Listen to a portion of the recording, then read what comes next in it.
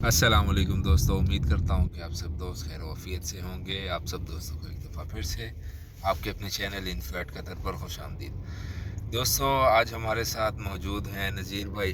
तो ये काफ़ी एक्सपर्ट हैं वीज़ाज़ की, मालूमात इनके पास काफ़ी रहती है और काफ़ी अरसे से कतर में मौजूद हैं। तो हमने सोचा इनसे कुछ शॉर्ट मालूमात आप दोस्तों के लिए ली जाए, जिससे आप दोस्तों को फ़ायदा हासिल हो सके और आपको मालूमात मिल सके कि आप कतर किस तरीके से आ सकते हैं, कौन कौन से वो तरीके हैं जिनको इस्तेमाल करते हुए आप कतर आ सकते हैं, और कतर में क्या एक्सपेंसेस वगैरह हैं। अगर आप आज़ाद वीज़े पर आते हैं तो उसमें आपको क्या क्या मुश्किलात हो सकती हैं।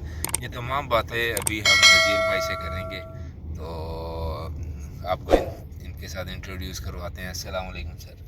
वालेकुम सलाम। सर, हमें कुछ इन्फॉर्मेशन दरकार है जो कि हम ऑलरेडी आपको बता चुके हैं कि अब आप हमें बता सकते हैं कि कतर में आने के लिए कौन कौन से तरीके हैं, किन किन तरीक़ों को इस्तेमाल करते हुए हम कतर आ सकते हैं। मुख्तलिफ़ कैटेगरीज़ है जिसमें विज़िट वीज़ा भी है, जिसमें एम्प्लॉयमेंट भी दो किस्म के होते हैं। एक होते हैं जिसको आज़ाद वीज़ा हम कहते हैं कि आज़ाद वीज़ा पर आ जाओ।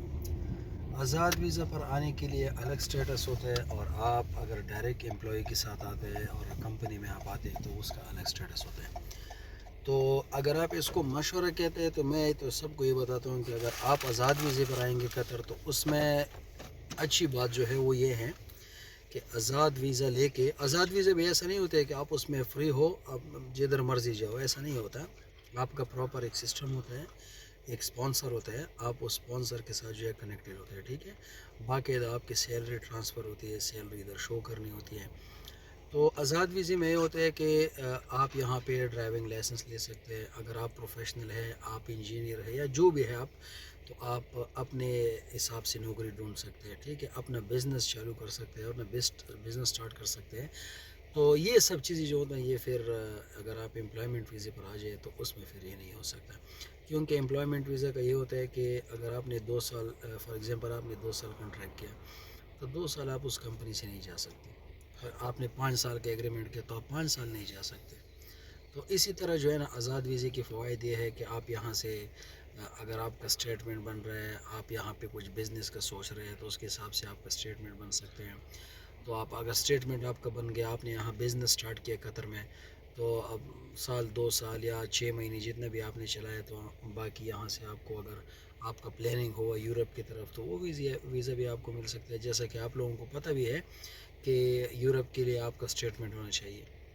तो यहाँ जो है आप ये चीज़ें भी बना सकते हैं, इजीली आप यहाँ और से सर, जा हमें सकते हैं। ये बताएं थोड़ा सा हमारे व्यूअर्स को कि जो बंदा फ्रेश है और कतर आना चाहता है, जिसका कोई लिंक नहीं है, कोई यहाँ पर रहने वाला नहीं है, तो अगर वो कंपनी का वीज़े पर फॉर एग्जांपल आता है तो वो किस तरीके से आ सकता है, और आज़ाद वीज़ा वो किस तरीके से ले सकता आज़ाद वीज़ा के लिए रेफरेंस होना ज़रूरी है।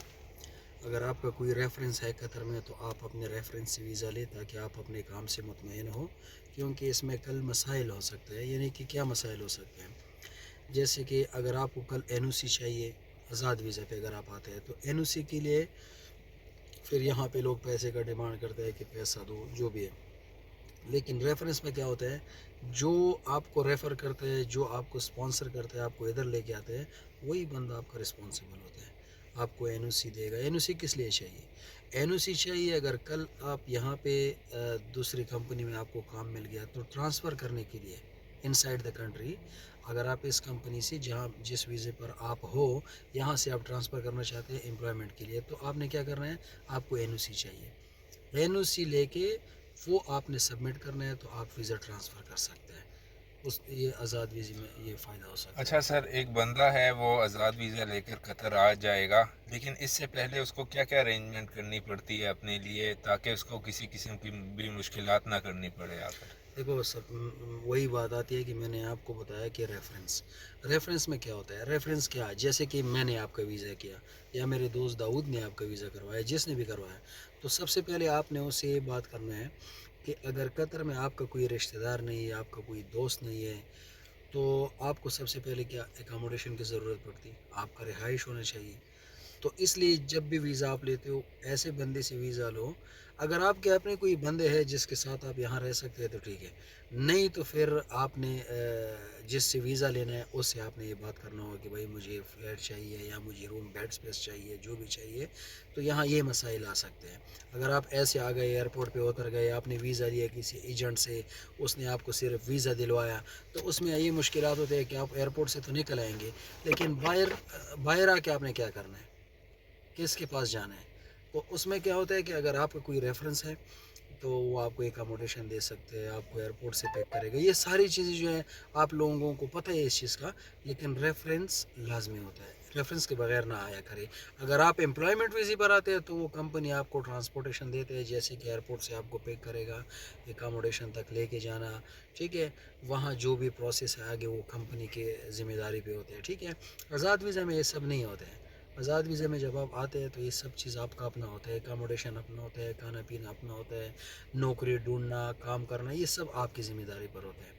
سو آزاد ویزا میں ایک چیز میں ایک اور سمجھانے لگوں, ایکسٹرا یہ بندوں کو, ٹھیک ہے. جی جی جی. اس میں یہ بھی ہے آزاد ویزا میں کہ اگر آپ یہاں پر کام کرتے ہیں قطر میں, تو یہاں پہ 6 منتھ کا ایک گورنمنٹ سے آپ نے اپروول لینا ہوتا ہے. اگر گورنمنٹ نے آپ کو اپروو کیا آپ کے اسپانسر کی مدد سے, وہ ایک جہاں پہ آپ کو کمپنی میں جاب ملا آپ کو, اگر آپ یہ کرنا چاہتے ہیں کہ بس میں آزاد ویزا پر رہنا چاہتا ہوں, اس کے لیے کیا کرنا ہے کہ آپ نے اسپانسر سے جس کمپنی کے پاس آپ جا رہے ہیں کام کرنے کے لیے, وہ کمپنی جہاں پہ آپ کا ویزا ہے جو آپ کا کفیل ہے, یعنی بٹوین 2 پارٹیز, دونوں پارٹیز جو ہے, تھرڈ پارٹیز اس میں انوالو نہیں ہونا چاہیے. تو دونوں پارٹیز جو ہے, آپ کا جو پہلا جو اسپانسر ہے وہی اسپانسر آپ کو این او سی دے گا فار 6 منتھ. 6 منتھ کے لیے آپ ٹیمپریلی ایگریمنٹ کر سکتے ہیں. سو ٹیمپریری ایگریمنٹ کا کیا مطلب ہے, 6 مہینے آپ کام کر سکتے ہیں, 6 مہینے کے بعد آپ کو وہ ختم ہو جاتا ہے آٹومیٹکلی. اور سر قطر میں اس وقت جابس کی کیا کنڈیشن ہے, اور کیا لوگوں کو قطر آنا چاہیے؟ بالکل آنا چاہیے. اور جابس قطر کو سلیکٹ کیوں کرنا چاہیے لوگوں کو, کیا فائدے ہیں؟ کیا دوسری کنٹریز میں ایزیلی لوگ جا سکتے ہیں یہاں سے, جس طرح سعودی ہو گیا, اور کیا پروسیس ہے دوسری کنٹریز میں جانے کے لیے, ویزا ایزیلی مل جاتا ہے؟ دیکھو, ویزا آپ کو جیسے آپ قطر آ گئے, آج کل تو انہوں نے اناؤنس کیا ہوا ہے لیکن ابھی تک میرے خیال میں اپروو بھی کیا ہوا ہے کہ ان لوگوں کا ID 1 ہوگا. یعنی ID 1 کا مطلب یہ ہے کہ جیسا ابھی مڈل ایسٹ ہے پورا, دبئی, شارجہ, قطر, کویت, بحرین, مطلب جتنی مڈل ایسٹ میں کنٹریاں ہیں, انہوں نے یہ کیا ہوا ہے کہ بھائی ہم سب ایک ID پہ, جیسے کہ ہم ID ہولڈر ہے سعودی عرب کا, ہم سعودی عرب میں رہتے ہیں, ٹھیک ہے. تو ہم سعودی عرب کے اس اقامہ پہ ہم مڈل ایسٹ میں ٹریول کریں گے, ٹھیک ہے. اگر آپ باہر سے آتے ہیں پھر تو آپ کو ای ویزا لینا پڑے گا. ای ویزا کا کیا ہوتا ہے, جیسے آپ نے ای ویزا آپ کا ایشو ہو گیا ہے, سیم جیسے کہ شینگن ویزا ہے, یا آپ ایک اٹلی کا ویزا لگایا آپ نے, یا جیسے کہ آپ نے کسی بھی یورپ کا جو کنٹری ہے یورپین یونین میں آتا ہے آپ نے ویزا لگوایا, آپ سارے اسٹیٹوں میں اس ویزا پہ گھومتے ہیں. سیم اسی طرح انہوں نے ایک ای ویزا اناؤنس کیا ہوا ہے, لیکن ابھی اس میں یہ قبل از وقت ہوگا. جب وہ سٹارٹ ہوگا تو انشاءاللہ تو آپ اسے ایک ہی ای ویزا پر گھوم سکتے ہیں. لیکن آپ یہاں پر اگر ID ہولڈر ہے تو تب بھی آپ ساری کنٹری میں چکر لگا سکتے ہیں. اچھا, اور سر اس میں ایک اور بات ایڈ کرتا چلوں کہ اگر کسی نے کمپنی ویزا پر آنا ہو پاکستان سے, تو وہ کس طریقے سے آ سکتا ہے؟ ایجنسیز وغیرہ کا کچھ بتا سکتے ہیں کہ کہاں پر یہ موجود ہیں؟ آپ نے ایجنسیز کی بات کی, دیکھو جب بھی قطر کے ویزے آتے ہیں نا, تو جو بڑے میں سیکیورٹی کمپنی کا میں ایک جی مثال جی, دیتا ہوں, ایگزامپل, ایک سیکیورٹی کمپنی جو بالکل. ہے, اس کمپنیوں کا سب سے یہ بڑی بات یہ ہے کہ لاسٹ ٹائم جیسے کہ ابھی ورلڈ کپ میں لوگ آئے تھے, کسی کا خرچہ نہیں ہوا تھا. میں نے خود لوگوں سے ادھر پوچھا تھا کہ بھائی آپ کہاں سے ہیں, پشاور سے, آپ کہاں سے ہیں, میں پنڈی سے ہوں, بھائی کتنا خرچہ ہو گیا؟ سو ہم نے یہ اتنا مطلب 20,000 30,000 50,000 جتنا بھی انہوں نے پے کیا تھا, جی لوگ جی. ادھر آ گئے تھے, ٹھیک ہے.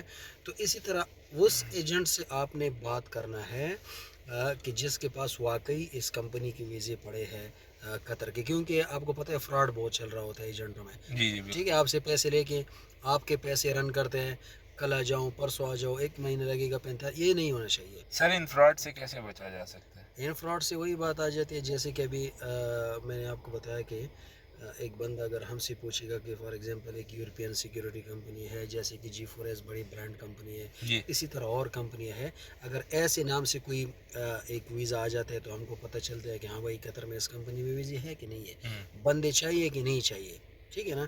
تو ان چیزوں کی معلومات ریفرنس سے ہوتے ہیں. جس طرح کہ چینل ہے داؤد بھائی چلا رہے ہیں، جی جی تو آپ اس پہ کمنٹس بھی کر سکتے ہیں کہ جی بھائی یہ کمپنی ہے، اس کے ویزے آئے ہیں، یہ واقعی یہ ویزے وہاں پہ ہیں، یہ کمپنی ہے، کیونکہ بہت سارے کمپنیز ہوتی ہیں، اور چھوٹے سر چھوٹے آن لائن کمپنیز ہوتے چیک ہیں. کرنے کا کوئی طریقہ ہے؟ فار ایگزامپل ایک بندہ ویزا کرواتا ہے، وہ کس طریقے سے اپنا ویزا چیک کر سکتا ہے؟ بہترین سسٹم ہے قطر کا ماشاء اللہ. جی MOI ویب سائٹ ہے ان لوگوں کا. اس ویب سائٹ میں آپ اپنا ویزا چیک کرو، اپنا ID چیک کرو، اپنا میڈیکل چیک کرو، سب چیز آپ چیک کر سکتے ہیں. MOI ویب سائٹ پہ جا کے آپ چیک کر سکتے ہیں سب کچھ. صحیح ہے. جی تو دوستوں یہ کچھ تھوڑی سی معلومات تھی جو کہ آپ کو دینا بہت اہم، بہت ضروری سمجھا میں نے، کیونکہ بہت سے دوستوں کے کمنٹس آتے تھے کہ نیو ہے، وہ پاکستان سے انڈیا سے قطر آنا چاہتے ہیں، اس کا کیا پروسیس ہے، کیا طریقہ کار ہے. تو یہ کچھ بیسک سی انفارمیشنز تھی جو کہ آپ تک پہنچانا لازم تھی. ملتے ہیں اسی طرح کی نیکسٹ انفارمیٹیو ویڈیو میں. اپنا بہت بہت خیال رکھیے گا. والسلام.